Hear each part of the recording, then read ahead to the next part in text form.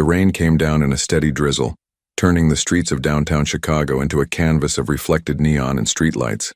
It was the kind of November evening that made people walk faster, hunching their shoulders against the cold dampness that seeped through even the thickest coats.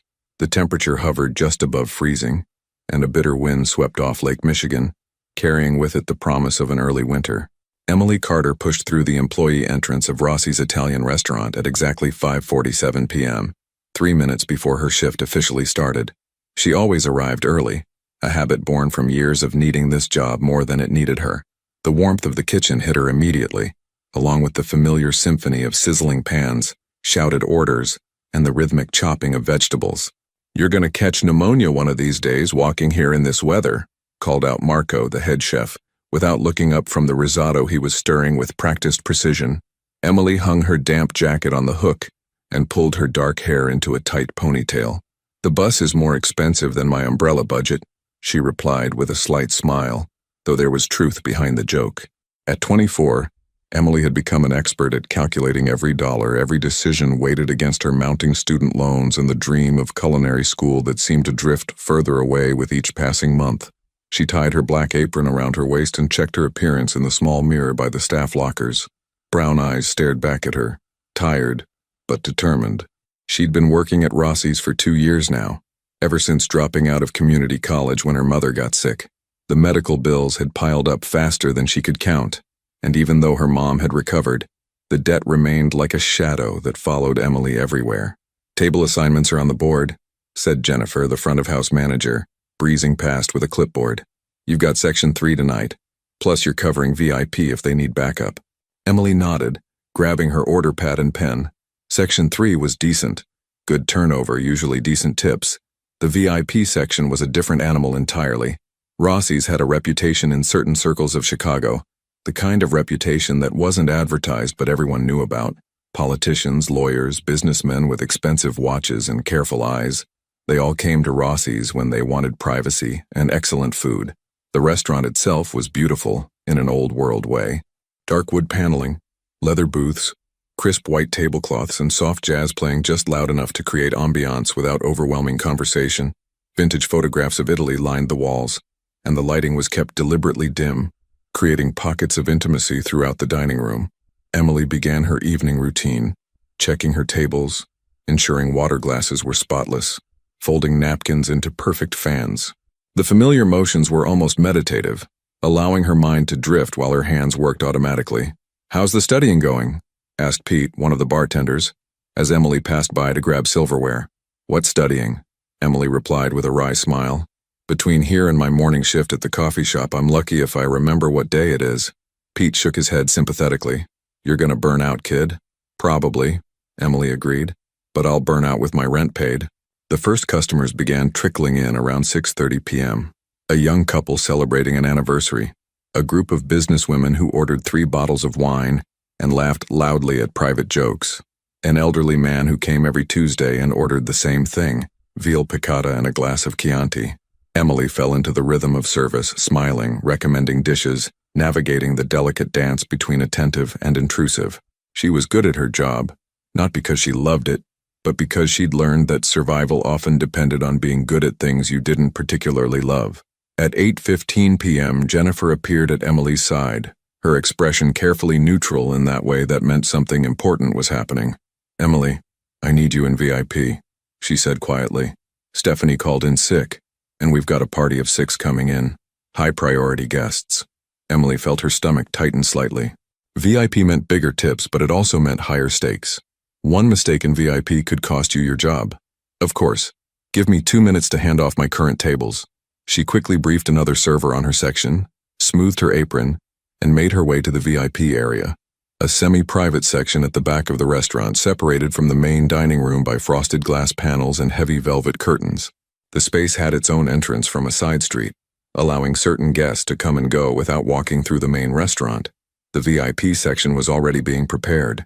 Fresh flowers on the table, the best china, crystal glasses that caught the light like diamonds.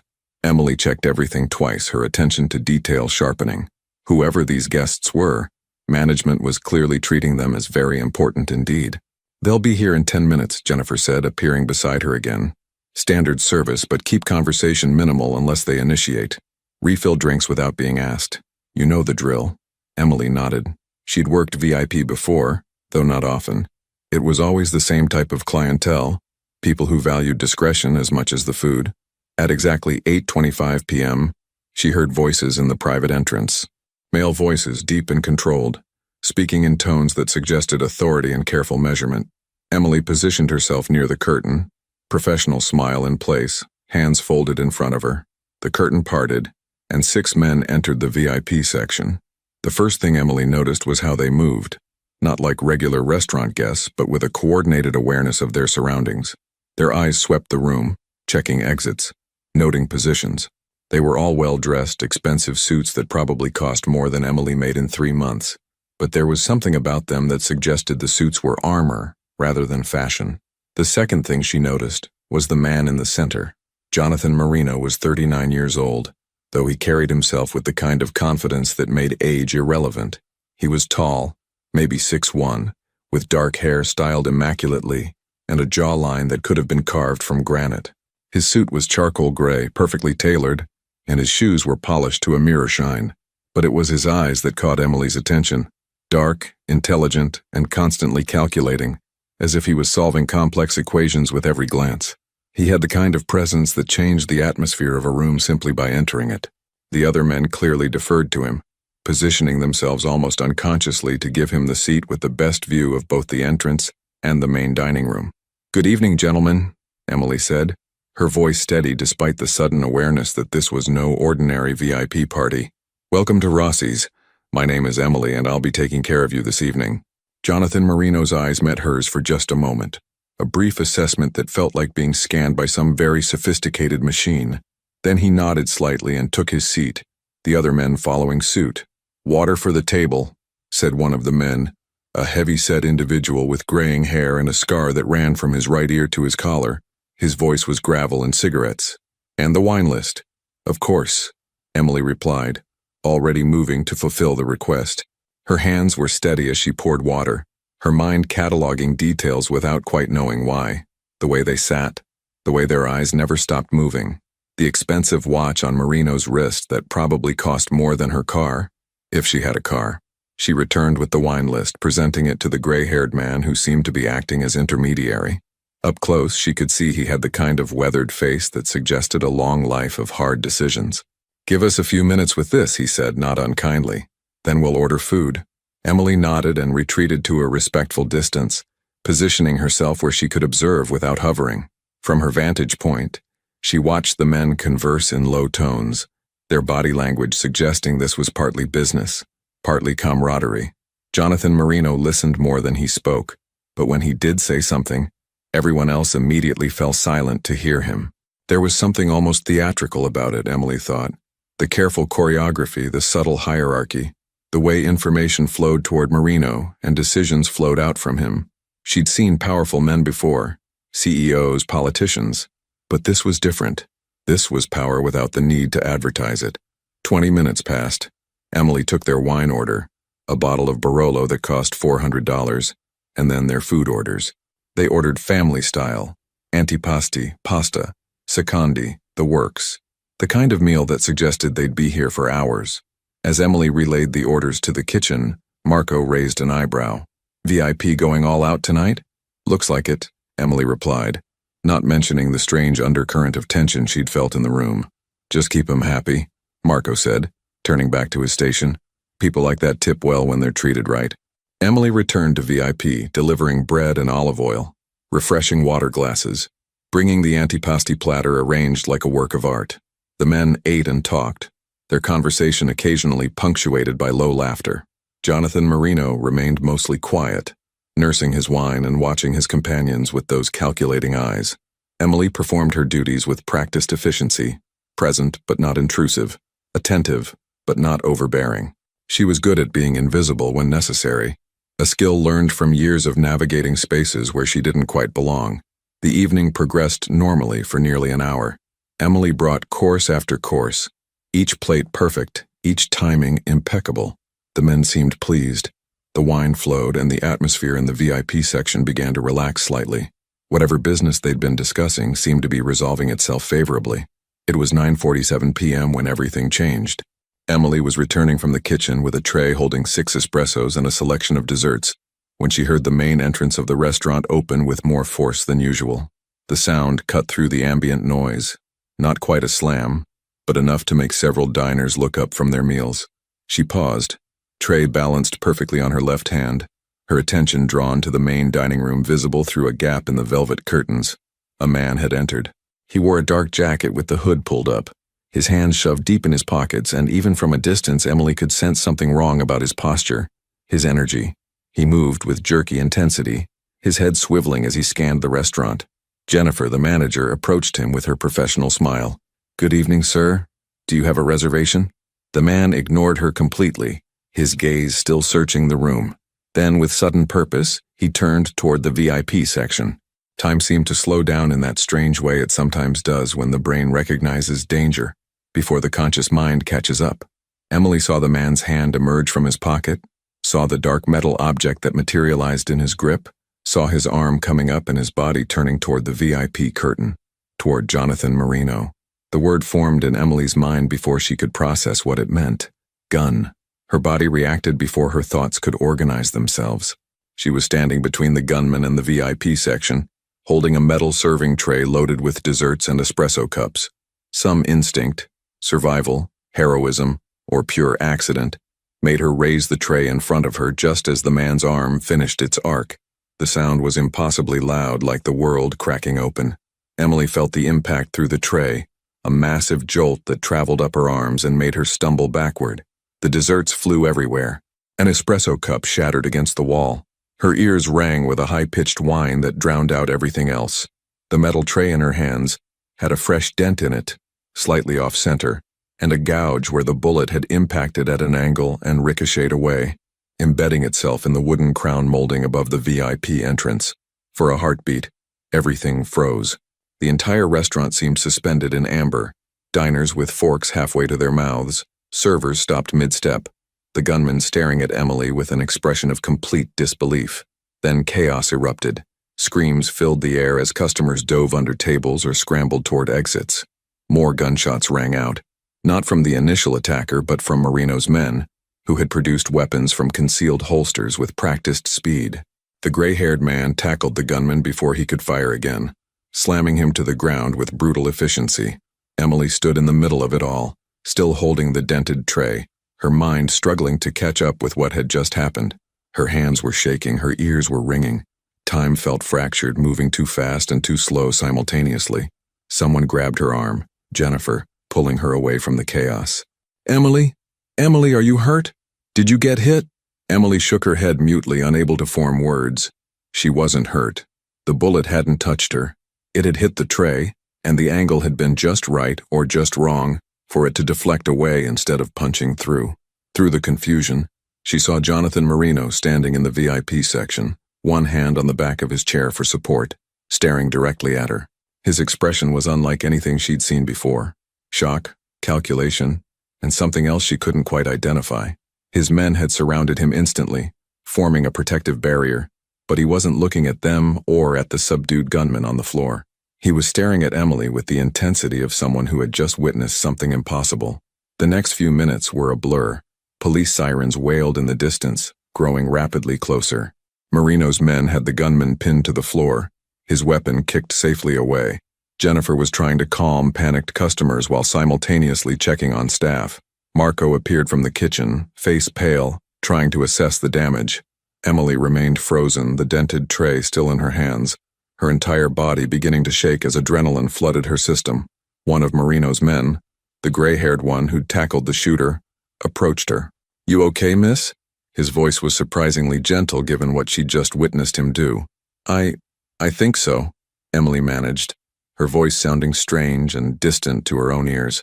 "That was either the bravest or the luckiest thing I've ever seen," he said, taking the tray from her trembling hands. He examined the dent, the trajectory mark, his experienced eyes doing calculations. Bullet hit at maybe a 30-degree angle. If it had been straight on, or if you'd been holding the tray any other way. He didn't finish the sentence. He didn't need to. The police burst through the door, weapons drawn, shouting for everyone to get down. Emily complied automatically, her legs suddenly feeling like water. She sank to her knees, hands visible, her mind still replaying the moment over and over like a stuck video. She'd just deflected a bullet with a serving tray. She'd just saved someone's life. She'd just stepped into something she didn't understand. The restaurant became a crime scene.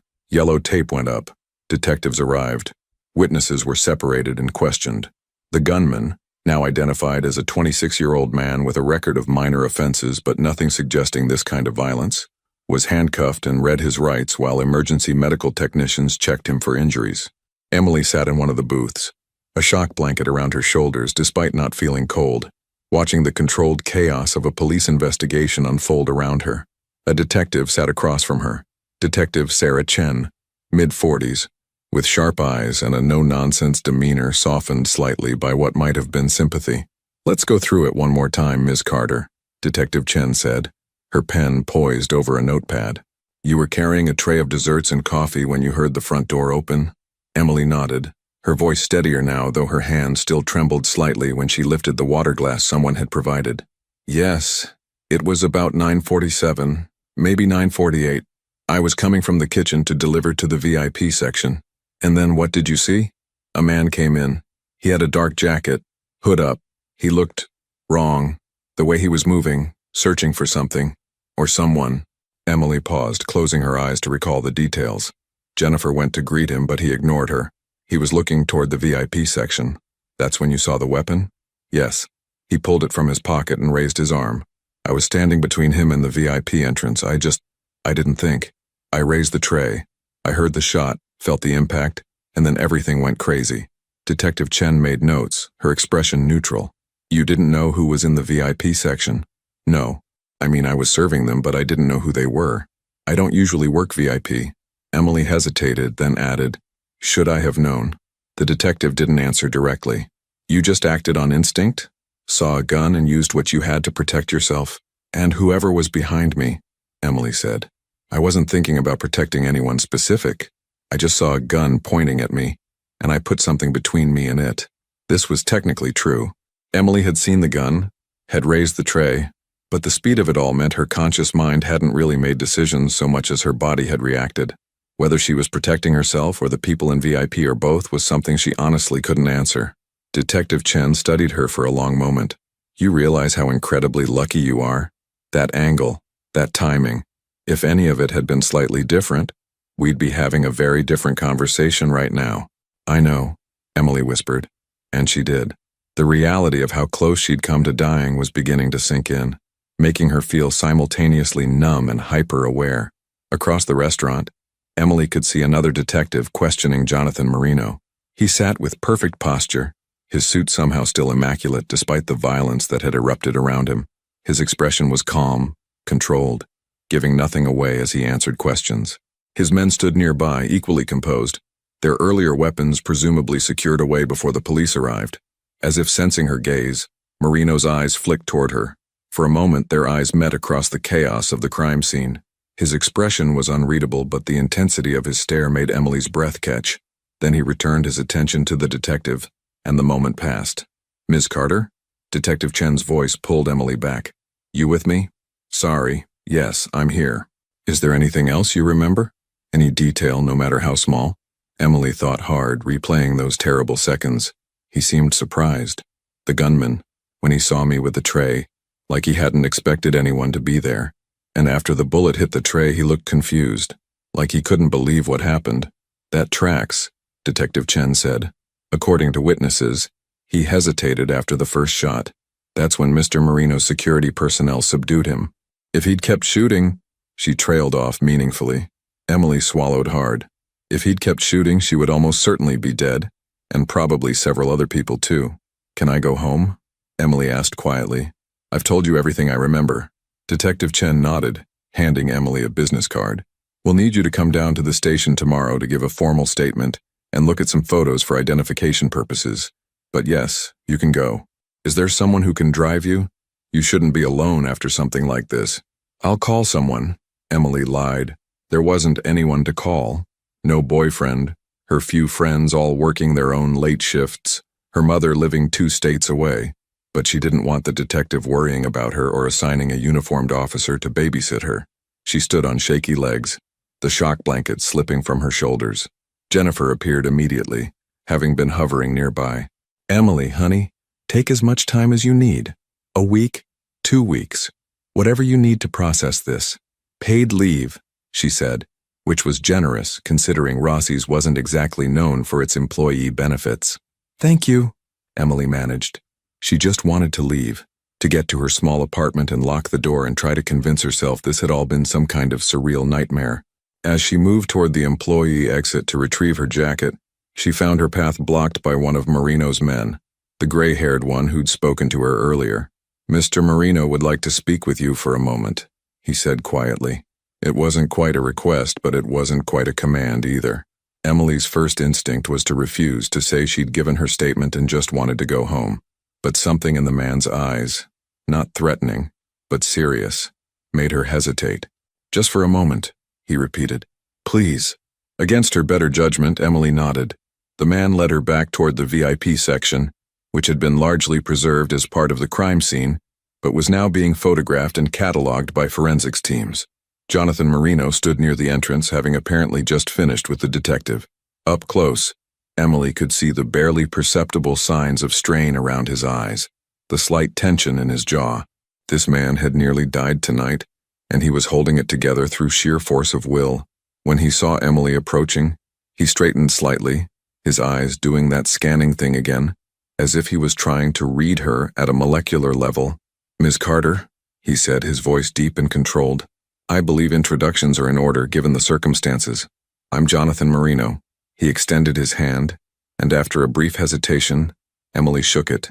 His grip was firm but not crushing, his hand warm despite the cold efficiency in his eyes.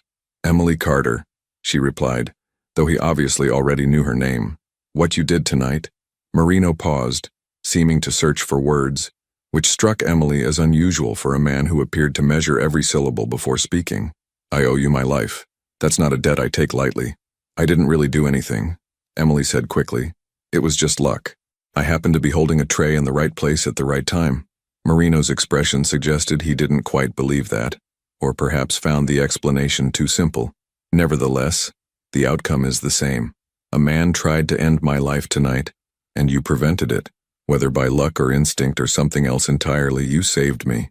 Emily didn't know what to say to that. The weight of his gratitude felt oddly heavy, like accepting it would mean accepting something more than just his thanks. "I need to go home," Emily said finally. "It's been a very long night." Marino nodded slowly. "Of course. But before you go, I want you to have this." He produced a business card from his jacket pocket, heavy cardstock, expensive, with simply a name and phone number embossed in dark ink. "If you need anything, and I mean anything, you call that number. Legal help, medical expenses, whatever consequences arise from tonight's events. I take care of people who help me." Emily took the card reluctantly, feeling like she was accepting something she didn't fully understand. "Thank you, but I'm fine. Really. Humor me," Marino said, and there was something in his voice that suggested this wasn't really optional. "Keep the card. Use it if you need it." The gray-haired man reappeared at Emily's elbow. "Marcus will make sure you get home safely," Marino continued. "No arguments, someone just tried to kill me in a public place. That means someone was planning this, knew where I'd be. Until we understand the full situation, anyone associated with tonight is potentially at risk." The implication sent a chill down Emily's spine. She hadn't considered that she might be in danger beyond the immediate moment of violence. "You think I'm in danger? I think it's better to be cautious," Marino said carefully. "Marcus will see you home and make sure your building is secure. Consider it payment for the life debt I now owe you." Emily wanted to argue, wanted to insist she was fine and could take care of herself. But the exhaustion was overwhelming, and the idea of not having to walk through dark streets alone at nearly midnight after watching someone try to murder a man 3 feet away from her was suddenly appealing. "Okay," she agreed quietly. "Thank you." Marino nodded, and Emily thought she saw something in his expression. Relief, maybe, or satisfaction. Then Marcus was guiding her toward the side exit, and she was stepping out into the cold November night, the rain having stopped, but the street still wet and reflective. A black SUV was parked at the curb, expensive and gleaming even in the dim light. Marcus opened the back door for her, Actual chivalry or just habit from a lifetime of working for someone important? Emily couldn't tell. She slid into the leather interior, the warmth and comfort of the vehicle a stark contrast to her usual bus rides. Marcus got in the driver's seat, started the engine, and pulled smoothly into traffic. Emily gave him her address, a modest apartment building in a neighborhood that was trying hard to gentrify but hadn't quite made it yet. They drove in silence for several minutes, Emily staring out the window at the city passing by, everything looking slightly surreal after the night's events. "You did good back there," Marcus said finally, his gruff voice cutting through the quiet. "Steady under pressure, that's rare." "I was terrified," Emily admitted. "Being brave and being terrified aren't opposites," Marcus replied. "Brave is being terrified and doing what needs doing anyway. You stepped between a gun and its target. Most people freeze. You moved." Emily didn't feel brave. She felt exhausted and shaky, and like she might cry at any moment. But she appreciated the sentiment. They pulled up in front of her building, a 4-story brick structure with questionable heating and enthusiastic cockroaches, but rent she could afford. Marcus parked and got out, opening her door before she could do it herself. "I'll walk you up," he said. And again, it wasn't really a question. They entered the building.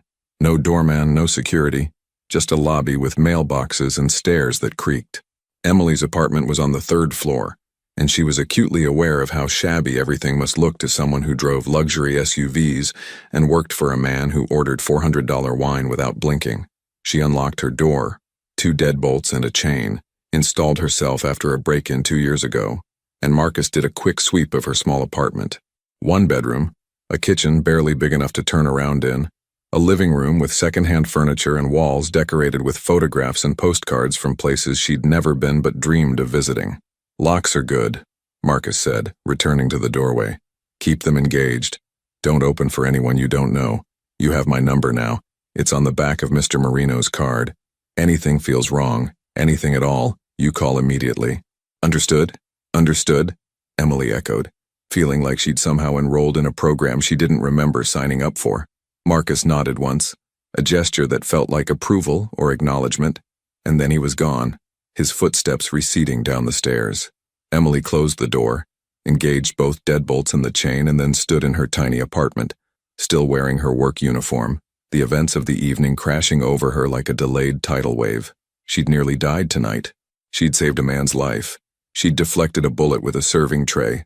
Emily walked to her kitchen, poured herself a glass of water with shaking hands, and finally allowed herself to feel the full weight of what had happened. The glass slipped from her fingers, shattering on the linoleum floor, and she sank down onto her couch and began to cry, great, gasping sobs that shook her entire body. Tomorrow she'd have to go to the police station. Tomorrow she'd have to relive it all in formal statements. Tomorrow she'd have to figure out what it meant that a man who was clearly more than just a businessman now considered himself in her debt. But tonight, she just cried. Emily didn't sleep. She lay in her bed staring at the ceiling, listening to the familiar sounds of her building, pipes groaning, neighbors' televisions through thin walls, the occasional car passing on the street below. Every time she closed her eyes, she saw the gunman's face, heard the explosive sound of the shot, felt the impact reverberating through the metal tray into her arms. Around 3 a.m., she gave up trying to sleep and made tea, sitting at her small kitchen table in the dark. Jonathan Marino's business card sat in front of her, the embossed lettering catching what little light came through the window from the street lamp outside. Who was he, really? The detective had asked if she knew who was in VIP, as if she should have known. The way his men moved, the way they'd produced weapons and neutralized the threat with professional efficiency, the way Marino himself had commanded the space even in the midst of chaos. None of that was normal businessman behavior. Emily pulled out her phone and, against her better judgment, typed Jonathan Marino Chicago into the search engine. The results were interesting. Several hits for a Marino consulting group, described as a business advisory firm with interests in real estate, restaurants, and import and export. Professional website, corporate photos, all very legitimate looking. Then there were society page mentions, charity galas, business awards, a photograph of Marino in a tuxedo shaking hands with the mayor. But there were also gaps. Conspicuous absences of the kind of detailed personal information that usually littered the internet. No social media presence, no personal interviews. Even his Wikipedia page was surprisingly sparse, listing only basic business ventures and philanthropic activities. And then, buried several pages deep in her search, a mention in a blog about organized crime in Chicago. Quickly deleted content, only cached copies remaining. The post suggested connections between various business entities and old family names that went back generations in the city's less legal enterprises. Emily closed her browser, her tea suddenly tasting bitter in her mouth. She'd saved the life of someone who might be, probably was, involved in exactly the kind of world she'd spent her entire life avoiding. She should forget about it. Give her statement to the police, accept whatever therapy the city offered to trauma victims, and go back to her normal life. Serving tables, saving pennies, dreaming of culinary school. But even as she thought it, Emily knew normal was no longer an option. The gunman had tried to kill Marino in a public place, which meant someone wanted him dead badly enough to risk massive collateral damage, and she was now associated with him in the mind of whoever that someone was. The thought made her apartment, which had always felt safe despite its shabby edges, suddenly feel very vulnerable. The locks Marcus had approved seemed inadequate. The darkness outside her windows felt threatening rather than peaceful. She was still sitting at her kitchen table when her phone buzzed around 6:30 a.m., startling her badly enough that she nearly knocked over her cold tea. Unknown number. Her thumb hovered over the decline button. Then, remembering Marcus's instructions to call if anything felt wrong, she answered. "Hello? Ms. Carter. It's Jonathan Marino." His voice was unmistakable, even filtered through phone speakers. Deep, controlled, precise. Emily sat up straighter automatically, as if he could see her through the connection. "Mr. Marino, is everything all right?" It seemed like an absurd question given the circumstances, but it was 6:30 in the morning. "I apologize for the early call. I wanted to check that you made it home safely and that you're managing." There was something in his tone that suggested this wasn't just politeness. He was actually asking, actually concerned in a way that seemed genuine despite barely knowing her. "I'm okay," Emily lied. "Couldn't sleep, but I'm okay." A pause on the other end. "I imagine sleep is difficult after what you experienced. Have you considered speaking with someone? I can arrange for a professional, someone with experience in trauma counseling." "The police mentioned resources," Emily said, not wanting to accept more from this man she didn't understand. "Police resources are often understaffed and overwhelmed," Marino replied. "I'm offering something better, private, confidential, effective, no cost to you."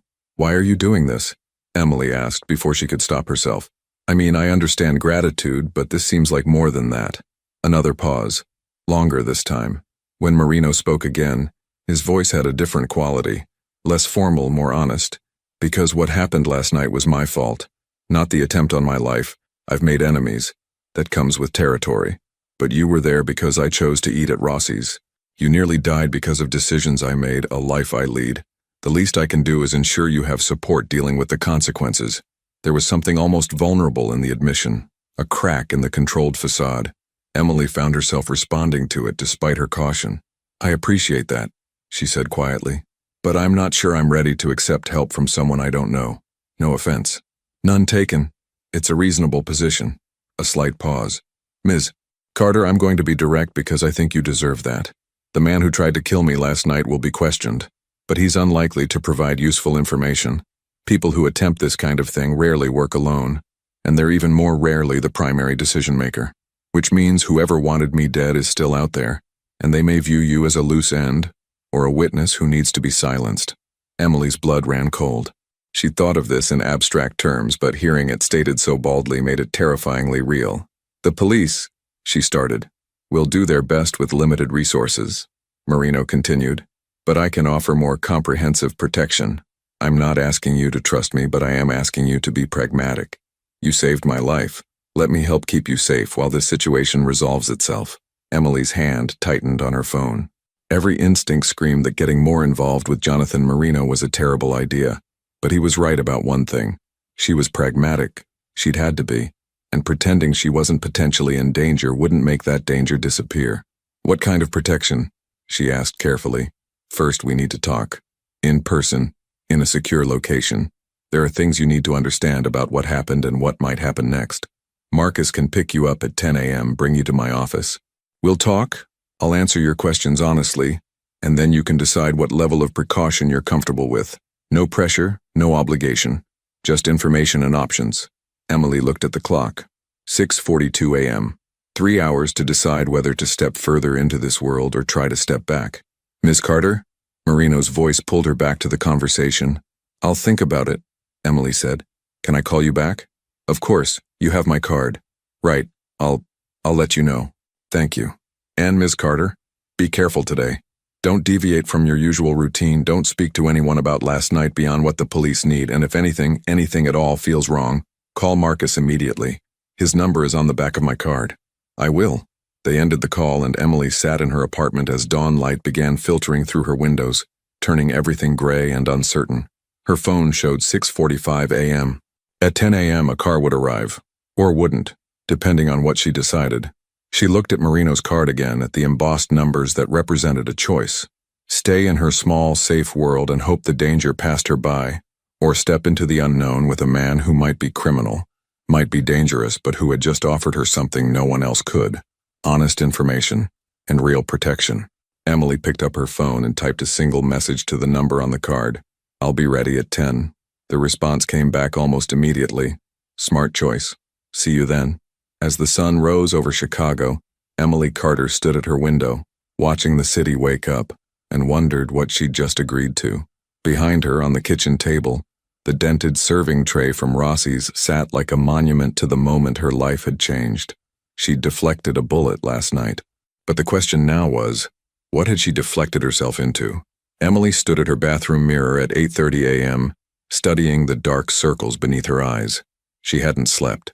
Every time she closed her eyes, she saw the gunman's face, heard the explosive crack of the bullet hitting the metal tray.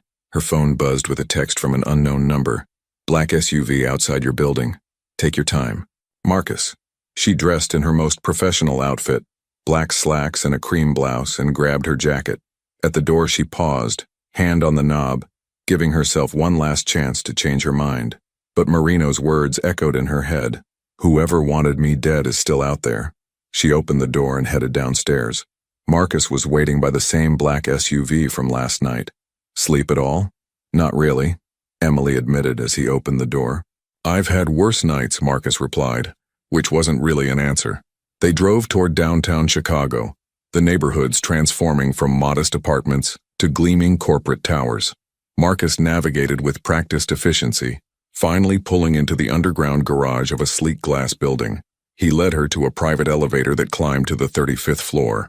The doors opened onto a reception area that redefined Emily's understanding of professional elegance. Dark wood, leather furniture, floor-to-ceiling windows offering breathtaking views of Chicago and Lake Michigan. This way, Marcus said, leading her down a hallway to corner office with double doors. Jonathan Marino's office was enormous, with windows on 2 walls and a view that seemed to stretch forever. He stood by the windows, phone pressed to his ear. When he saw Emily, he concluded his call immediately. Ms. Carter, thank you for coming. He crossed the room, shaking her hand with that same controlled strength. Please sit. He gestured to a seating area rather than his formal desk. Emily chose a leather chair while Marino took the sofa across from her. Can I offer you coffee? Please, Emily said, needing caffeine desperately. Marino prepared 2 espressos at a machine that clearly saw regular use. The coffee was excellent, rich and smooth. Emily wrapped her hands around the warm cup. I promised you honest answers, Marino said, settling back. So let me start with what you probably already suspect. The Marino family has been part of Chicago's underworld for 3 generations. My grandfather started during Prohibition, my father expanded the business, and I inherited both legitimate and less legitimate operations when he died 15 years ago. The bluntness shocked Emily. She'd expected denials, careful language. Instead, he was simply stating facts. Why tell me this? She asked. Because you deserve to know what you've become entangled with. Last night you saved my life, and that's connected you to me in the eyes of anyone who wishes me harm. Pretending otherwise would be dishonest and dangerous. He took a sip of coffee and continued. I run several businesses, restaurants, real estate, import, export. Some completely legal, some gray area, some explicitly illegal. I won't insult your intelligence by pretending I'm just a businessman, but I also operate by certain principles. I don't harm innocents. I take care of people who work for me, and I keep my word. The man who tried to kill you? Emily asked. Is the result of an internal dispute? Someone in my organization is making a play for power. I have suspicions.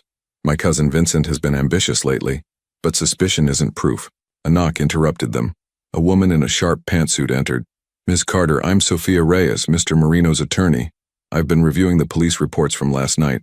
Sophia sat beside Marino, opening her portfolio. The gunman, Dennis Crawford, claims he acted alone over a gambling debt. Nobody believes that. The police want you to come in today for a formal statement. I'd like to accompany you to ensure your rights are protected. I'm just a witness, Emily said. A witness in an attempted murder case involving organized crime, Sophia replied gently. Having representation protects you from inadvertently saying something that could complicate your life later. Another knock admitted a younger man with messy hair and a laptop.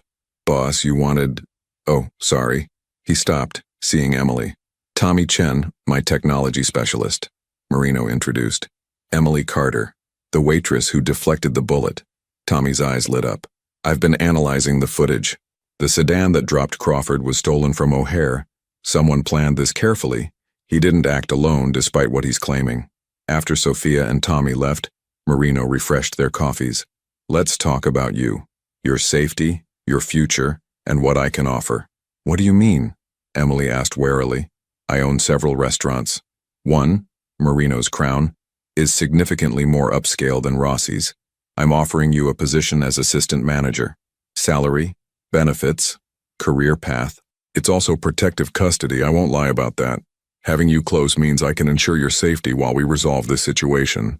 So I'd be bait, Emily said flatly. No, you'd be protected. There's a difference. What I'm offering is a secure position with professionals ensuring nothing happens to you. Emily stood, moving to the windows. And if I say no, I'll still provide security, but you'll be more exposed, more vulnerable. I'm asking you to accept reality. Someone tried to kill me in a public place. Until we resolve this, you're at risk. I'm offering the safest scenario, while also giving you better employment. Marino drove Emily to Marino's Crown in his personal car, a dark blue Audi. The restaurant was located in the Gold Coast, one of Chicago's most affluent neighborhoods. They entered through the back, directly into the kitchen. Emily's professional instincts engaged immediately. The space was spectacular. Commercial equipment that looked brand new, organizational systems that made sense, immaculate cleanliness. A woman in chef's whites looked up. Mr. Marino. Chef Carmen, this is Emily Carter. Emily, Chef Carmen Rodriguez. Chef Carmen's handshake was firm, her hands bearing kitchen scars. You're from Rossi's. The incident. Quick thinking. Kitchen reflexes serving you well. She gave Emily a comprehensive tour. The kitchen was everything Emily had dreamed of. Properly equipped, well-staffed, organized. They did family meal before service, tested new recipes, ran training programs for staff development. The dining room took Emily's breath away. High ceilings with restored molding, crisp linens, fresh flowers, perfect lighting. Large windows overlooked tree-lined streets. The general manager, Robert Chang, explained the assistant manager role, scheduling, inventory, customer relations, staff training. The salary was nearly double what Emily made at both her current jobs combined. The benefits included health insurance and professional development funding. Our staff retention is significantly higher than industry average, Robert explained. Mr. Marino believes in taking care of people who take care of his establishments. Emily looked around the beautiful space, thought about the professional kitchen, the organized systems. It was an incredible opportunity. But it came with strings attached to a world where violence was sometimes necessary. It's impressive, Emily said honestly. I need time to process this. Of course, Marino said. We should get you to the police station. Sophia will be waiting. The police station was institutional beige walls and fluorescent lights. Detective Chen met them in her small office, looking tired from working through the night. Ms. Carter, thank you for coming. I need you to walk me through the events again, as detailed as possible. The interview lasted 90 minutes. Chen asked about every detail. Emily's shift, the VIP party's arrival, the gunman's entrance, the exact sequence of events. When you raised the tray, Chen asked, were you protecting yourself or the VIP section? Honest answer. I saw a gun pointing toward me and I put something between me and it. Pure instinct. Chen showed her photographs. Emily recognized some of Marino's men, but not Vincent Marino, who Chen said was a person of interest. Finally, Chen sat back. Ms. Carter, I'm going to be direct. Jonathan Marino is a person of significant interest to law enforcement. By accepting his protection and employment, you're entering a world that could complicate your life in ways you might not anticipate. I just want you to understand that before you make choices that might be hard to reverse. I understand, Emily said. Thank you. In the car afterward, Marino spoke quietly. I need a decision. The job offer stands. The protection stands. But I need to know if you're in or if we're finding another arrangement. Emily looked out at Chicago passing by. Her city, familiar streets, a life that had been simple if difficult.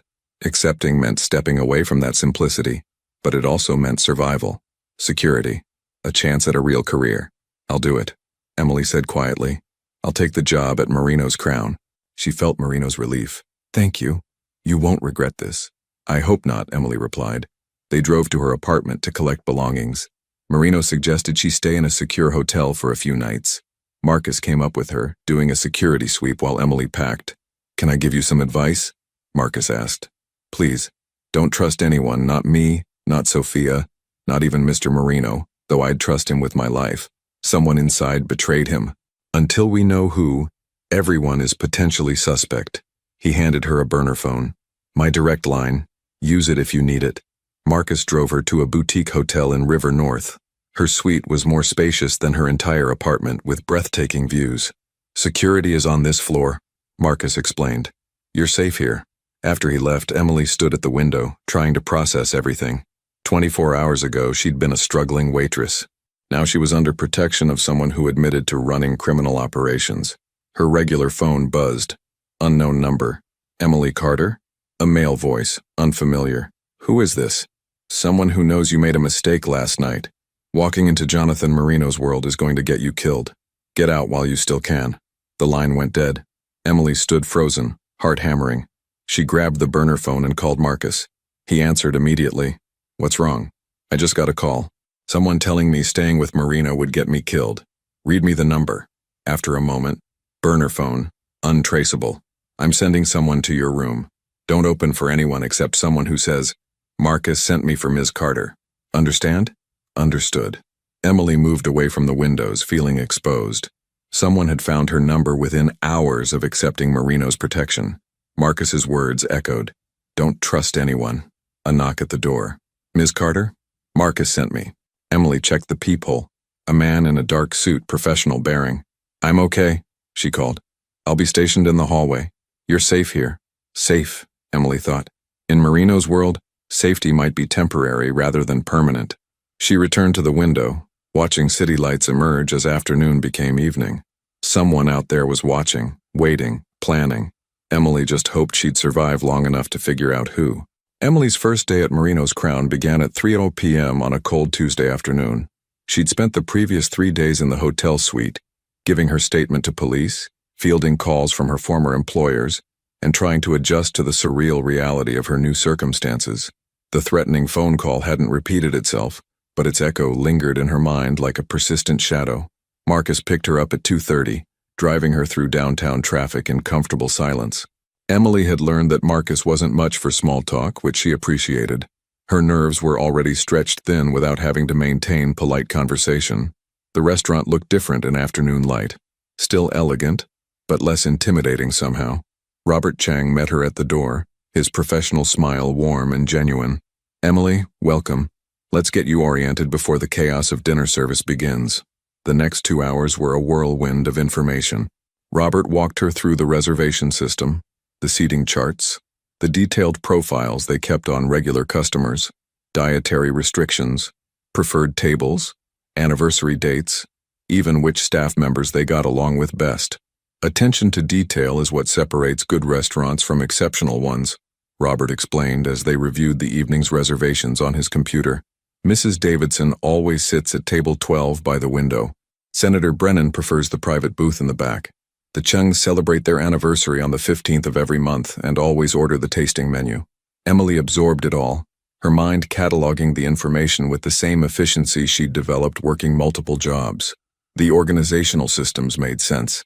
The staff seemed competent and content, and the operation ran with the precision of a well-conducted orchestra. Chef Carmen appeared from the kitchen, wiping her hands on her apron. Emily, you'll join us for family meal. It's tradition. Everyone eats together before service. The staff dining area filled with employees, servers, kitchen staff, bartenders, hosts. They gathered around a long table laden with food that Chef Carmen had prepared specifically for this meal.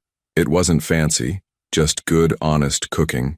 Roasted chicken, seasoned vegetables, fresh bread, a simple salad. Emily found herself seated between a server named Michelle, who'd been working at Marino's Crown for 3 years, and a sous chef named David, who had ambitions of opening his own place someday. "So you're the woman from the news," Michelle said, not unkindly. "The Rossi's incident." Emily tensed slightly. "That's me. Must have been terrifying," David added, passing her the breadbasket. "But also kind of incredible. Deflecting a bullet with a tray? That's movie-level stuff." "It was just reflex," Emily said, uncomfortable with the attention. "Wrong place, right time. Or right place, wrong time. I'm still not sure which. Either way, welcome to the team," Michelle said, raising her water glass in a casual toast. "We're glad to have you." The gesture, simple as it was, made Emily feel unexpectedly emotional. These people didn't seem to care about the circumstances that brought her here. They were just welcoming a new colleague. It was the first moment since the shooting that felt remotely normal. After family meal, the restaurant transformed. Lights were adjusted. Music levels set. Final table checks completed. Emily positioned herself near the host stand with Robert, observing as the first guests began arriving at 5:30. "Your primary role tonight is to watch and learn," Robert explained. "Shadow me. See how we handle different situations. Get a feel for the rhythm of service. Tomorrow you'll start taking on more responsibilities." Emily watched as Robert orchestrated the evening with practiced grace. He greeted regulars by name, smoothly managed a couple who arrived without reservations, discreetly handled a complaint about wine temperature, and coordinated with the kitchen on timing for a large party's courses. It was impressive, the way he made it all look effortless when Emily could see the dozens of small decisions and adjustments happening constantly. This was management at a level she'd never experienced, not just reacting to problems, but anticipating them and preventing them before they materialized. Around 7:30 p.m., Jonathan Marino arrived. Emily hadn't expected to see him. He wasn't on the reservation list, but he entered through a private side door accompanied by 2 men Emily recognized from the VIP section at Rossi's. He wore a charcoal suit, his presence commanding attention without demanding it. His eyes found Emily immediately, and he offered a slight nod of acknowledgement before Robert hurried over to greet him. "Mr. Marino, we weren't expecting you tonight. Your usual table? Please.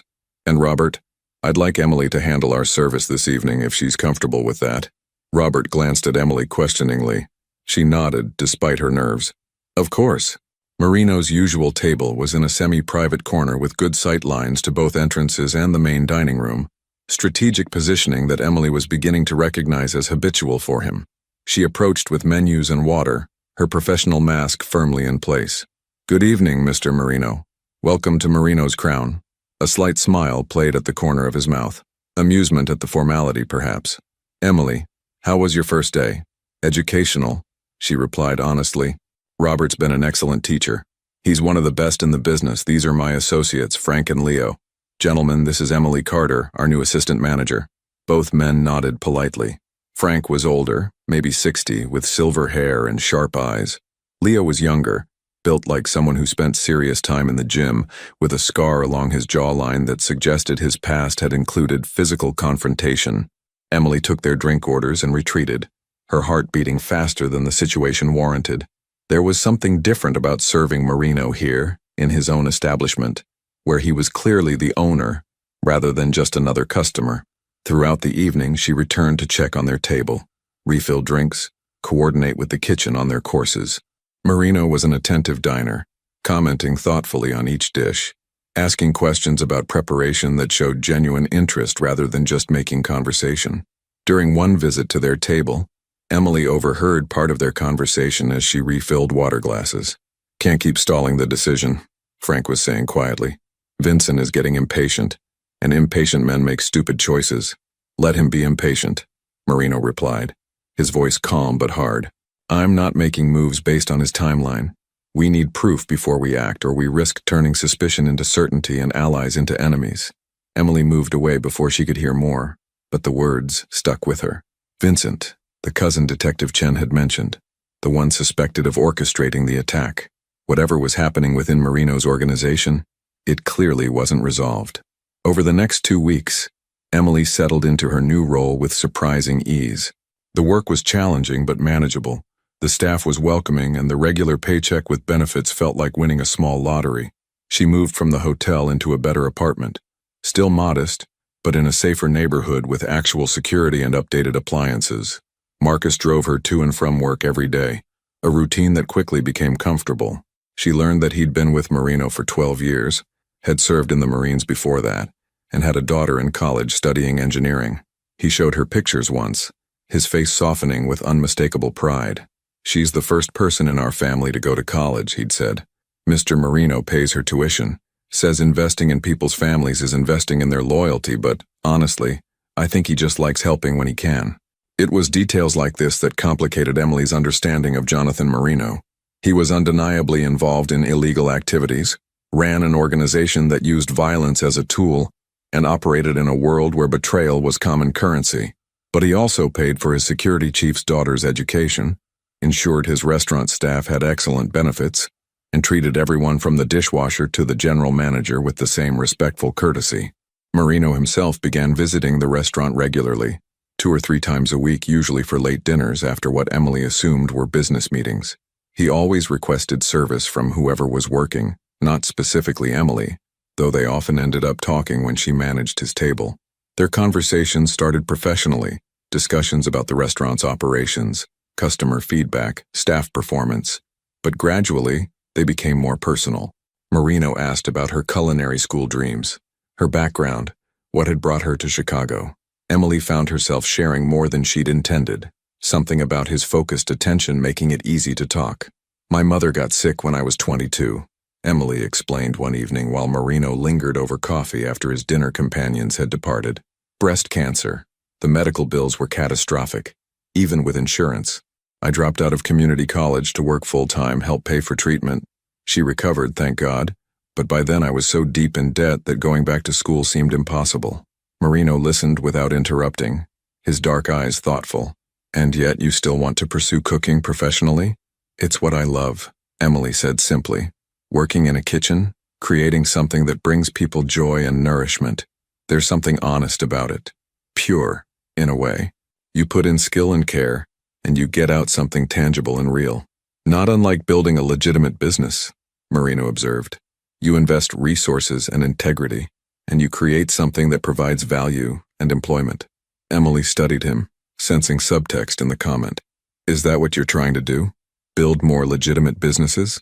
Marino's expression became guarded, but not closed off. "Walk with me. I'd like to show you something." They left through the private entrance, Marcus materializing from wherever he'd been stationed to follow at a discreet distance. The November night was cold, frost forming on car windshields, their breath visible in the air.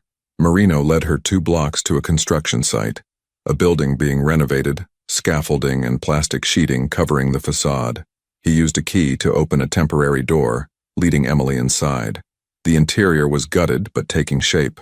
Even in its incomplete state, Emily could see it was going to be something special. High ceilings, an open floor plan, industrial details being preserved and integrated with modern elements. "This will be a culinary training center," Marino explained, his voice echoing slightly in the empty space. "Professional-grade kitchens, classrooms, equipment that aspiring chefs can't typically afford to train on. We'll offer programs for people who want to enter the industry but don't have the resources for traditional culinary schools.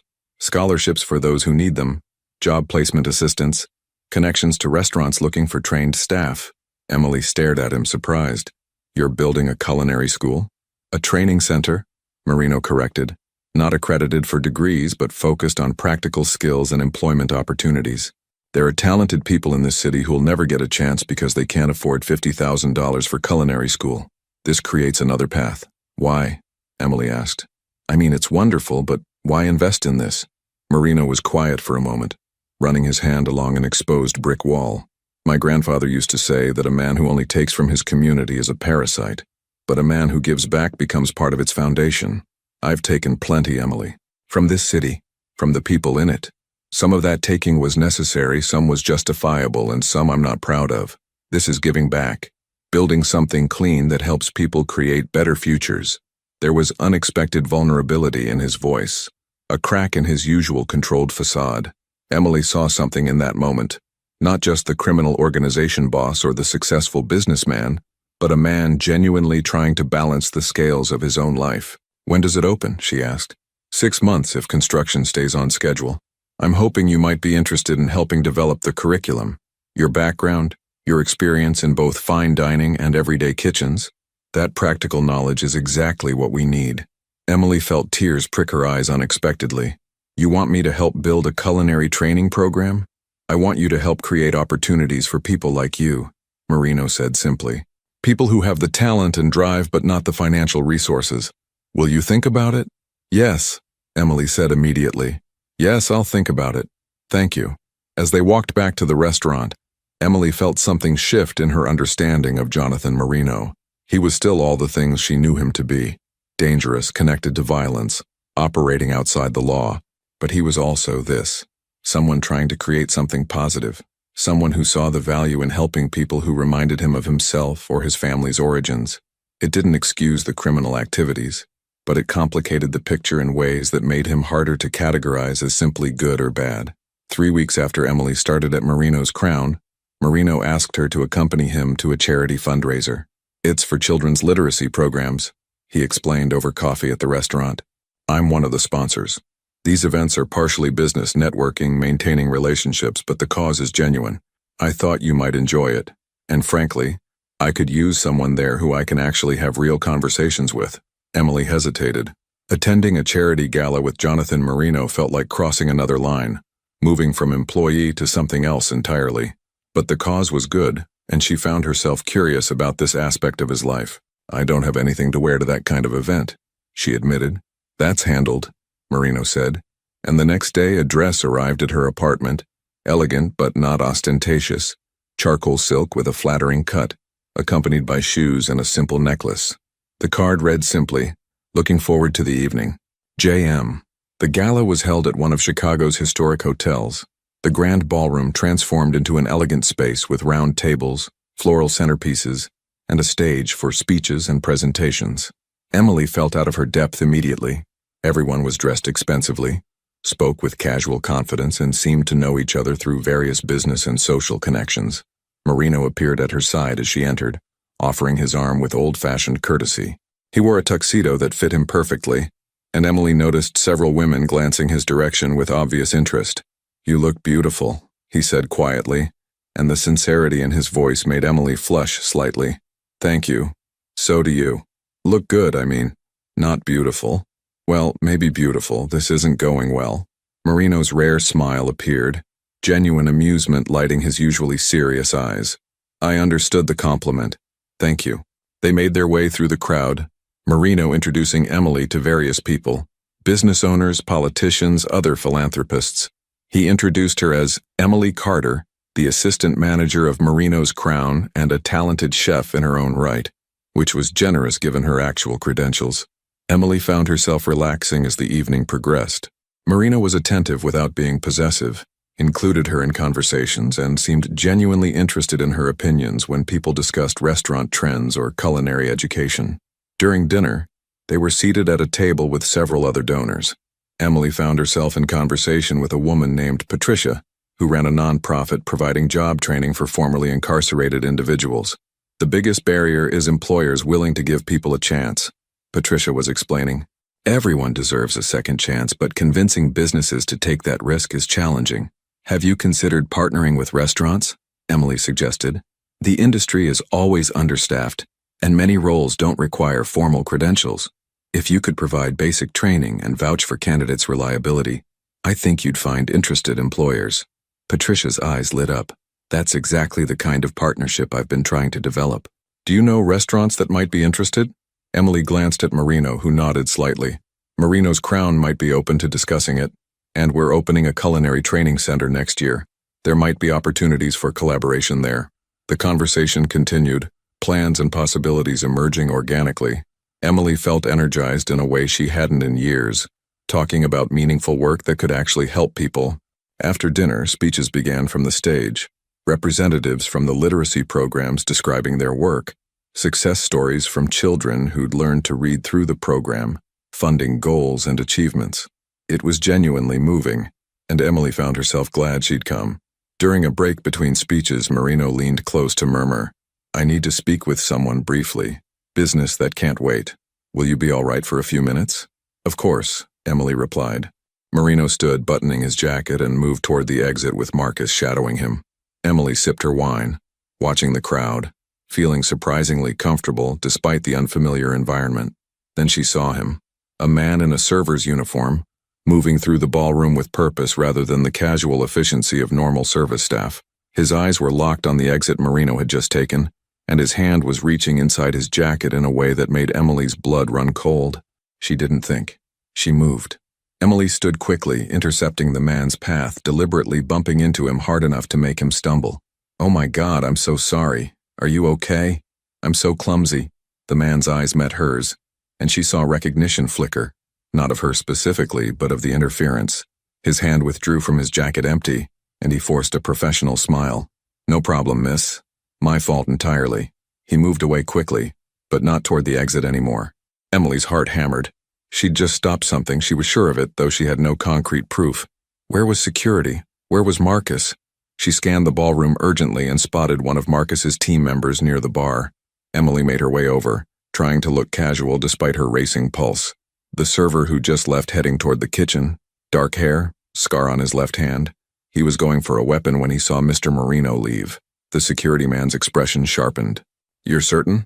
Certain enough to risk being wrong?" He spoke quietly into a concealed radio, then nodded to Emily. "Stay here. Don't move." The next 10 minutes were tense. Emily saw security personnel moving discreetly, saw the suspicious server being quietly escorted out a side door. Then Marino reappeared, Marcus close beside him, his expression grim. Marino's eyes found Emily immediately, and he crossed the ballroom to her side.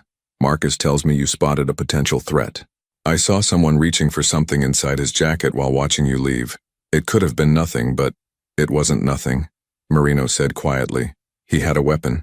You just prevented the second attempt on my life in less than a month, Emily." "How did you know?" "I didn't know," Emily admitted. "But something felt wrong. The way he moved. The way he was focused on you instead of his job. Kitchen instincts again, I guess. Knowing when something's out of place." Marino studied her with an intensity that made Emily's breath catch. "I owe you my life twice now. That's becoming a concerning pattern." "Then maybe you should be more careful about where you go," Emily replied, trying to lighten the moment. But Marino didn't smile. Instead, he touched her elbow gently. "Let's get you somewhere safe. This evening is over." They didn't go back to the restaurant or Emily's apartment. Instead, Marcus drove them to a house Emily had never seen. Marino's private residence, apparently. A brownstone in a quiet neighborhood with discreet security cameras and reinforced doors. Inside was surprisingly comfortable. Lived in, rather than showroom perfect, with books on shelves, comfortable furniture. Artwork that seemed chosen for personal preference, rather than investment value.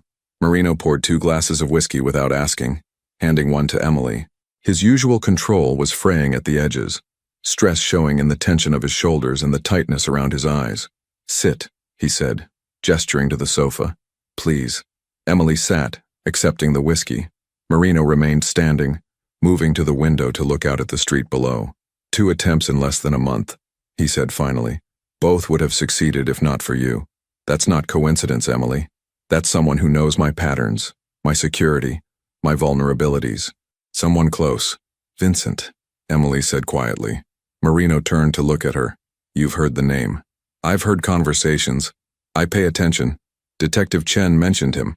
Tommy's investigating him. Everyone suspects him, but nobody's saying it directly. Because suspecting family and proving family betrayal are different things," Marino replied, his voice tired. "Vincent is my cousin. We grew up together. Our fathers were brothers. Ran this organization as partners before they died. I inherited leadership, but Vincent always thought it should have been split equally. He's not entirely wrong. He's capable, intelligent, ambitious, but he's also reckless, cruel in ways I'm not comfortable with, willing to harm innocents if it serves his purposes." He drank his whiskey, then continued. "I've been trying to transition our operations, move more money into legitimate businesses, phase out the activities that cause real harm. Vincent sees that as weakness, as betraying our family's legacy. He wants to expand the illegal operations, take more territory, increase profits regardless of consequences. We've been in conflict for years, but I never thought he'd actually try to remove me. What will you do? Emily asked. Find proof. Present it to the organization's leadership. Let them decide his fate according to our traditions. Marino's expression was grim. It won't be pleasant, but it will be just. And it will send a message that challenging me has consequences. He moved to sit beside Emily on the sofa, close enough that she could see the exhaustion in his eyes. I'm tired, Emily. Tired of the violence, the constant vigilance, the knowledge that people want me gone. I inherited this life. I didn't choose it. And now I'm trying to build something better. But I can't do that while fighting wars with my own family. Emily found herself responding to his vulnerability in ways she couldn't have predicted. She set down her whiskey glass and, following an impulse she didn't fully understand, reached for his hand. His fingers closed around hers. Warm, strong, trembling slightly. You're building the culinary center, she said gently. You're treating your employees well, supporting legitimate businesses, trying to create opportunities for people. That counts for something. That's meaningful change, even if it's gradual. Is it enough? Marino asked, looking at her directly. Can someone like me actually create more good than harm? Or am I just fooling myself, putting ethical paint over criminal foundations? I don't know, Emily admitted honestly. But I think trying to build something better is always worth it, regardless of where you're starting from. And I think the people whose lives you're improving, your employees, the students who'll attend the training center, people like Patricia's clients, they won't care about your past as much as your present actions. Marino's thumb brushed across her knuckles, a gesture so gentle it made Emily's heart ache unexpectedly. You make me want to be better than I am. The air between them shifted, charged with something Emily couldn't quite name. She was acutely aware of his proximity, the warmth of his hand in hers, the vulnerability in his eyes that she suspected few people ever saw. Jonathan, she said softly, using his first name for the first time. The moment stretched, full of possibility and danger in equal measure. Then Marino's phone buzzed, shattering the intimacy. He pulled it out, read the message, and his expression hardened. Tommy found something. Evidence on Vincent's communications. He's been planning this for months. Marino stood, his professional mask sliding back into place. I need to deal with this. Marcus will take you home. I'm sorry. Tonight was supposed to be a pleasant evening, not another crisis. It's okay, Emily said, standing as well. Do what you need to do, just be careful. I will. And Emily, thank you.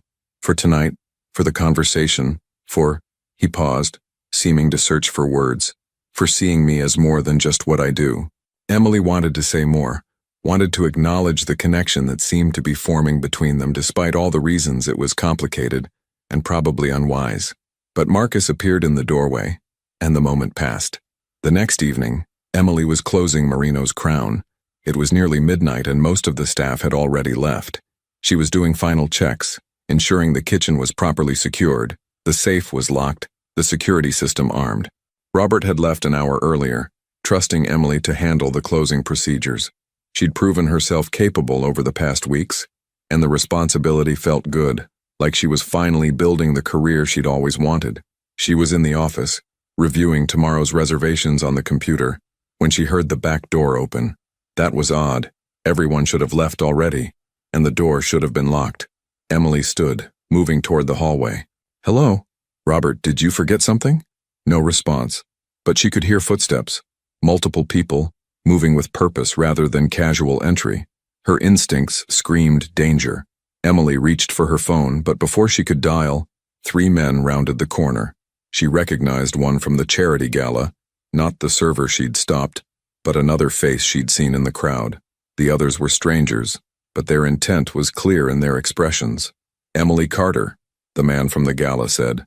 You've become a real problem. Vincent wants to talk to you. Emily backed up, her mind racing. I don't know anyone named Vincent.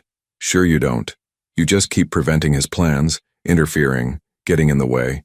Time to remove the obstacle. Emily's hand found the panic button Marcus had installed in the office. A discreet button under the desk edge that would alert security immediately. She pressed it while keeping her expression neutral. If you leave now, we can all forget this happened.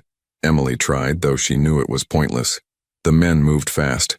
Emily tried to run, but they were blocking the only exit. She grabbed a stapler from the desk, Ridiculous weapon, but better than nothing, and threw it at the closest man. It hit his shoulder harmlessly, but it bought her seconds. She screamed, hoping someone nearby might hear. But the restaurant was in a commercial district. Everything else closed at this hour. Where was security? How long did it take them to respond? Strong hands grabbed her arms. Emily fought, remembering self-defense basics. Go for eyes, throat, knees. She managed to stomp on one man's foot, elbow another in the ribs, but there were 3 of them and 1 of her. They zip-tied her wrists, and one of them produced a cloth that smelled chemical and wrong. Emily turned her head, trying to avoid it, but they were too strong. Don't make this harder, one of them said. You're coming with us either way.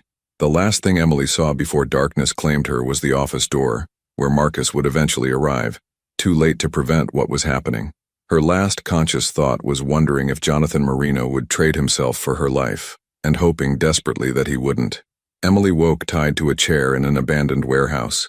Vincent Marino stood before her, similar features to Jonathan but with colder eyes. You've been quite the problem, Vincent said. Twice you've saved my cousin. That ends tonight. I've sent Jonathan your location.